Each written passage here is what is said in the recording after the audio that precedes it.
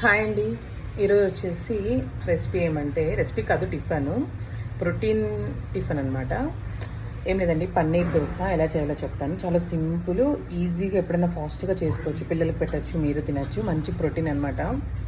నేను వచ్చేసి క్యారెట్, తర్వాత ఒక పచ్చిమిర్చి, 2 ఆనియన్స్, కొత్తిమీర, ఇంకా ఏమైనా వెజిటేబుల్స్ ఉన్నా వేసుకోవచ్చు. నేను ఇవి ఉన్నాయి కాబట్టి ఇవి వేసుకున్నా. బీట్రూట్ కూడా వేసుకోవచ్చు.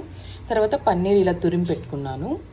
ఇక్కడ దోశ బ్యాటరు, కొంచెం సోడా, కొంచెం సాల్ట్, వాటర్ వేసి కలిపి పెట్టుకున్నా. ఇప్పుడు మీకు చూపిస్తాను ఎలా వేయాలి అనేది.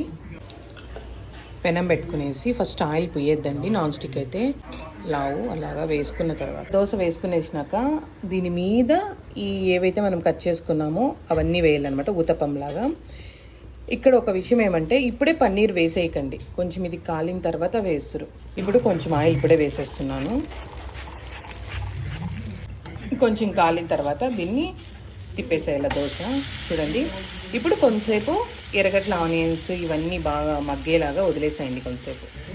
ఇట్లా రివర్స్ చేసినాక ఇప్పుడు లాస్ట్లో పన్నీర్ వేసుకోవాలి. అప్పుడే వేసుకుంటే ఏమవుతుందంటే, రివర్స్ చేసినప్పుడు పెనం కత్తుకునేస్తుంది అనమాట. చూడండి, దోశ రెడీ అనమాట.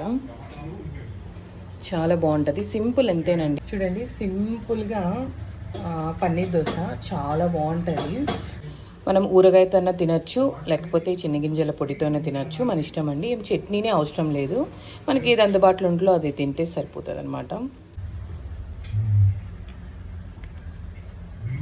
ట్రై చేయొచ్చు ఒకసారి. ఓకే అండి, నా ఛానల్ కొత్తగా చూసుకునే వాళ్ళు లైక్ చేయండి, షేర్ చేయండి, కామెంట్ చేయండి. ప్లీజ్ అండి, సబ్స్క్రైబ్ చేసుకోండి.